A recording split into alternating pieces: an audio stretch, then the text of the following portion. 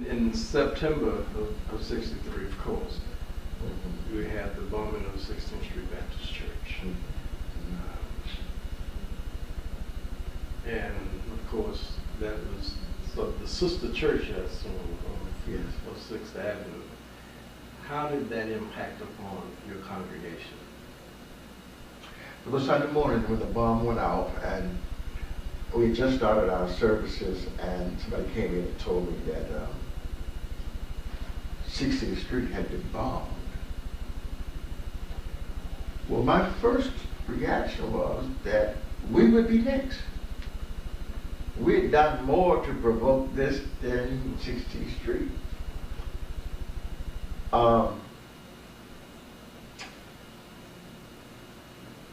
And they asked me, it had been bombed. Oh yeah, I was expecting them to throw a bomb. You know, I didn't think it would be bombed, being placed. Right. All that I thought about was somebody driving by throwing a bomb. And so I said to them, that at any moment it would happen.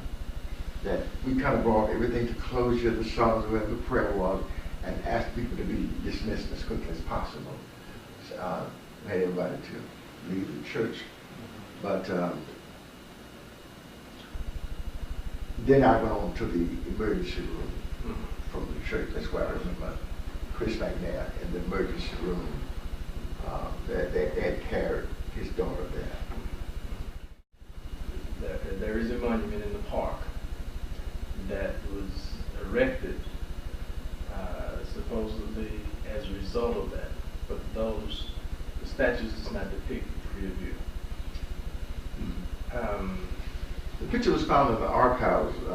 It was among the pictures in the planning of the park. It was the mayor, I assume, who wanted that picture, the picture of myself, AD, to be put in granite or in stone.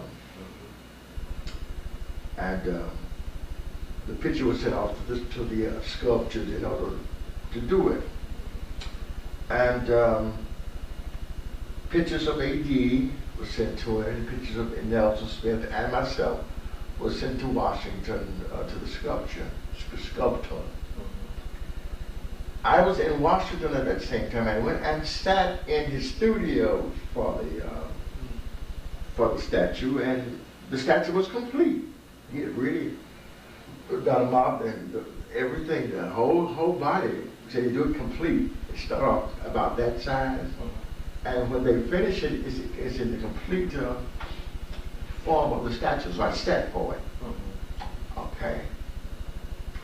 About 6 weeks later, or just prior to the time when the statue was to be delivered, I got a box, a big box, in the mail.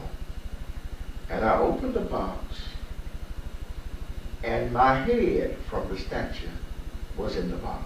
Did you have any prior warning? No. No inkling whatsoever. I'm kind of proud of the fact that, can you imagine something in stone, Well, what did you think when you saw this? Did you think that this was just a duplicate and they were sending it to you? I really didn't know until I read the letter. She had a note in there. So immediately I opened the note.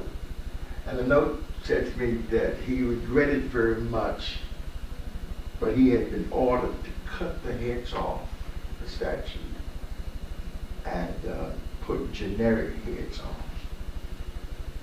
And he could have just thrown it away. But then I had sat for him, we had talked, he got to know me a little bit. He spent time to put in the box, and he said, somebody said, "I've been instructed to cut these heads off." So, did he tell you who the instructions came?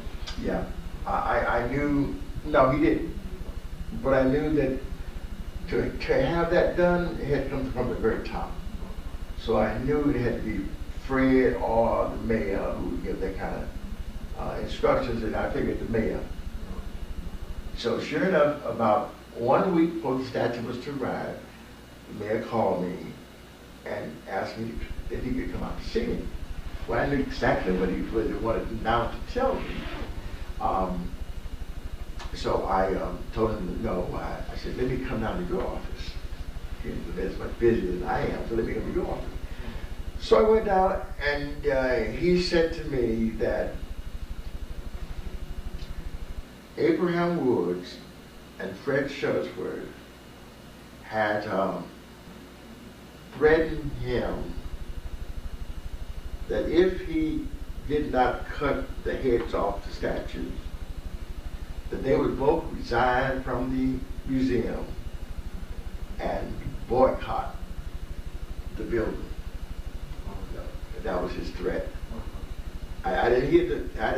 This was the man, I haven't repeated it publicly to very many people, but the man said to me, that's why he ordered the heads to be removed, in that he was threatened by those two. And in order to please them, I suppose, he agreed to cut the heads off. What was the rationale? What was their rationale for? Well, one of the rationale was that it shouldn't be one person, it was a group of ministers, and that was just symbolic, etc. I'm always, I always wonder about that when I see Shuttlesworth's huge statue out front, and with him that was all right. But with us, rather than having heads that folk could recognize, just put anybody's head on there. And otherwise, I'm going to quit. You see. And so when the mayor told me, I said, well, Mayor, you don't have to ever worry about me. I was flattered to think of the idea of having to be sculptured. So I appreciate that, and you'll never hear from me again on it, but that is how far away. And the rationale was that it was not just us, it was many, we were symbolic. And would you accept that as being valid? I think, yes, there was some validity. I would not like to question motives. It would seem to me that rather extreme, considering one's love for this institution and love for all the things that are about it, that you would, for such a minor thing, leave the institution and boycott. That was not just leave the institution, it was a boycott.